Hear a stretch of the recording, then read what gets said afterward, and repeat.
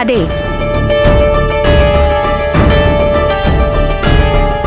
എനിക്കൊരു 5000 രൂപ വേണം. 5000 രൂപയോ? അതിപ്പോ என்ன വീണുകുട്ടി, സൗഖ്യം താനാ? പഠിപ്പൊക്കെ എപ്പിടി ഇருக்கு? എന്താ ഏട്ടാ, മലയാളം പറഞ്ഞാൽ മനസ്സിലാവില്ലേ? എനിക്കൊരു 5000 രൂപ വേണമെന്ന്. അല്ല, അതിപ്പോ രോഹിണി ഇവിടെ ഇല്ല. ഞാനായിട്ട് രൂപ തന്നാ. എന്നമ്മ പ്രശ്നം? രൂപ എതുക്ക്? നീ അങ്ങോട്ട് മാറി നിൽക്ക്.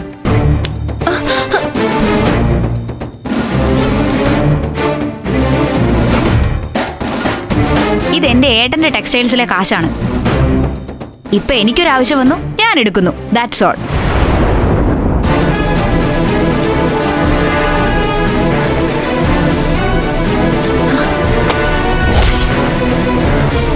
വീണമ്മ, ഇതെങ്കിൽ നടക്കാതെ. நீங்க ചേട്ടനും അനിയത്തിയൊക്കെ അങ്ങ് വീട്ടില്. ഇവിടെ ഉത്തരവാദിത്വം ഞങ്ങൾക്ക് താ. കാശുക്ക് പ്രോബ്ലം വന്നാ സമാധാനം പറയേണ്ടത് നാങ്ക താ. ഒരു സമാധാനവും പറയണ്ട. വിനയചന്ദ്രന്റെ അനിയത്തി വീണ വന്നങ്ങ് എടുത്തു എന്ന് പറഞ്ഞാ മതി. ഞാനിവിടെ 5000 എടുത്തു എന്ന് എഴുതി വെക്കാം. എന്താ, അതോടെ നിങ്ങളുടെ പ്രശ്നം തീർന്നില്ലേ? മുടിയത്. വിനയൻ സാറുക്കോ വിസ്മയക്കോ രോഹിണിക്കോ കൂടാതെ വേറെ യാർക്കുമേ இந்த ടെക്സ്റ്റൈൽസിൽ അവകാശം ഇല്ല. ഛേ, നീ ആരടി അത് എന്നോട് പറയാൻ? ഏട്ടത്തിയുടെ ഔദാര്യത്തിൽ കയറി വന്ന നീ എന്നെ ഭരിക്കാൻ വരണ്ട. ആ അധികാരമൊക്കെ അങ്ങ് കൈ വെച്ചാ മതി. ചേച്ചി, ഒരു മിനിറ്റ്. ആ ശരി. വീണേ, പ്രശ്നം ഉണ്ടാക്കരുത്. ഞങ്ങളൊക്കെ നിത്യവരുമാനത്തിന് ജോലി ചെയ്യുന്നവരാ. ഞങ്ങൾക്ക് ഞങ്ങളുടെ പരിമിതിയുണ്ട്. ഉണ്ടല്ലോ, ആ പരിമിതിയിൽ നിന്ന് മാത്രം ഇടപെട്ടാ മതി. അങ്ങോട്ട് മാറി നിൽക്ക് രണ്ടാളും.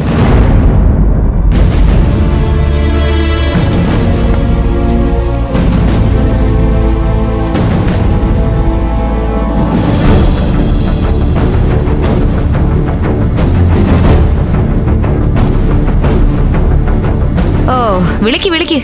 ആരെയാണെന്ന് വെച്ചാ വിളി. വിസ്മയ മേഡത്തെയോ രോഹിണി മേഡത്തെയോ, അതുമല്ല പോലീസിനെയോ വിളിക്ക്. ഞാൻ പറഞ്ഞോളാം കാര്യം എന്താണെന്ന്.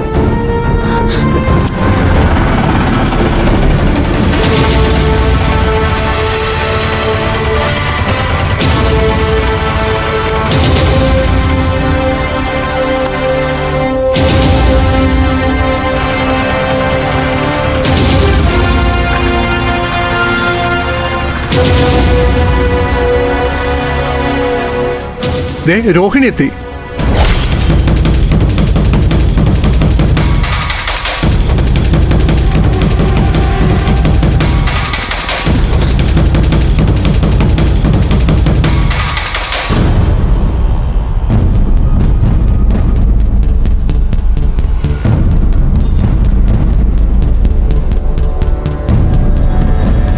നീ എന്താ ഇവിടെ?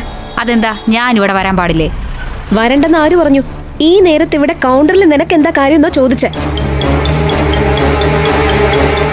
എന്താ ഇതൊക്കെ? വീണമോള് വന്ന് എന്നെ തട്ടി മാറ്റി കൗണ്ടറിൽ പണം എടുത്തു. ഞാൻ എന്ത് ചെയ്യാനാ?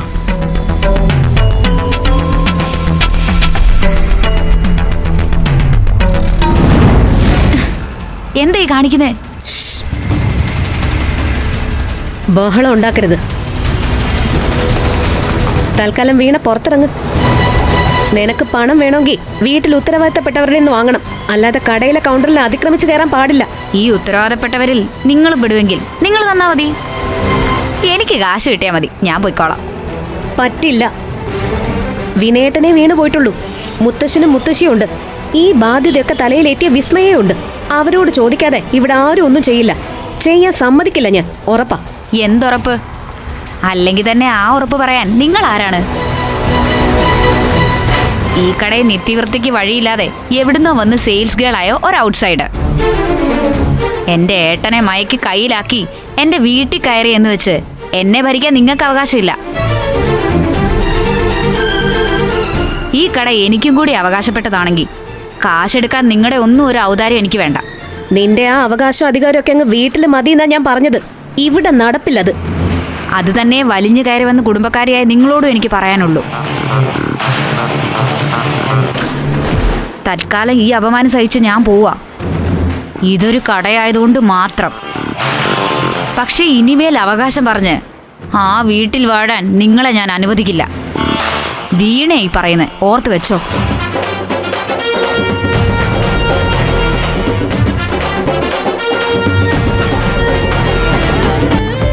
കുടുംബങ്ങളിൽ കൂട്ടുകൂടിയ 10 വർഷങ്ങൾ.